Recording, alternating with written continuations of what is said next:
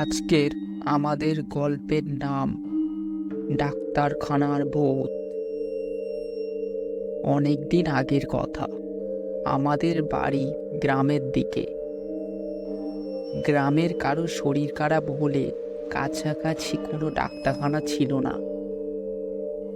অনেকটা দূরে একটা মাত্র ডাক্তারখানা ছিল। প্রায় 1 ঘন্টা পায়ে যেতে সময় লাগতো। গ্রামের রাতে কারো শরীর খারাপ হলে তাদের প্রচুর কষ্ট হতো সেই রাস্তা দিয়ে যেতে, কারণ কোনো রকম আলোর ব্যবস্থা ছিল না।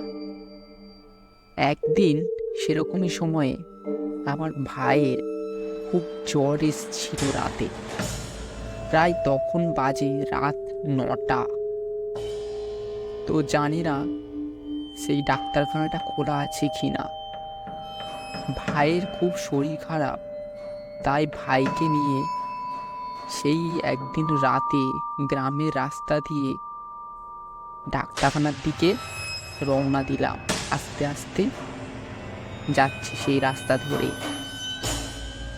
প্রায় এইভাবে বেশ কিছুটা পথ যাওয়ার পর শুনতে পেলাম শিয়াল কুকুরের ডাক।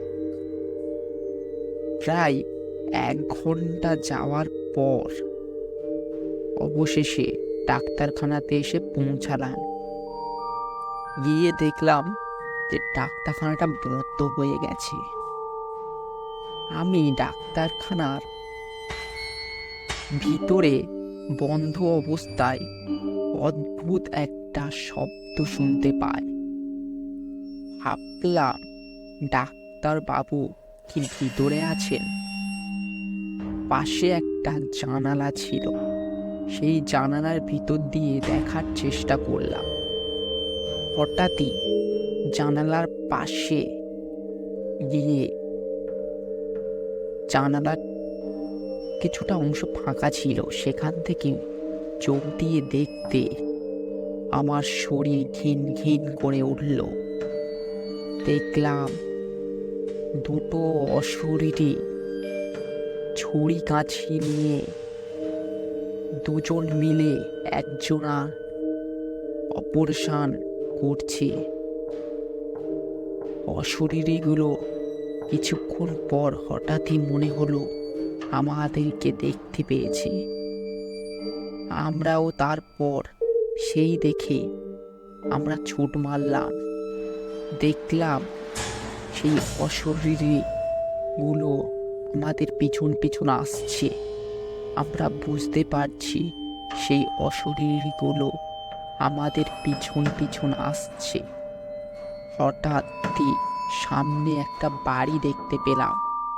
ভাইয়ের খুব শরীর খারাপ ছিল, ভাই ছুটতে পারছিল না।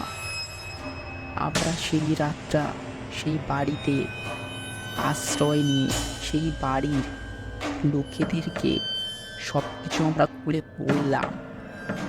লোকেরা সবকিছু শুনে আমাদেরকে রাতে থাকতে দেয়। পরদিন সকালে সেই ডাক্তারখানাতে আমরা আবার যাই। দেখলাম ডাক্তারবাবু বসে আছেন। আমরা ডাক্তারবাবুর কাছে গিয়ে ভাইকে দেখালাম। ভাইয়ের ওষুধ দিল। তারপর আমরা সেই রাতের ঘটনাটি বললাম। ডাক্তারবাবু সব শুনে বলল, এমন ভৌতিক ঘটনা হয় রাতের বেলায় আমাদের। তারপর আমরা বাড়িতে চলে আসি।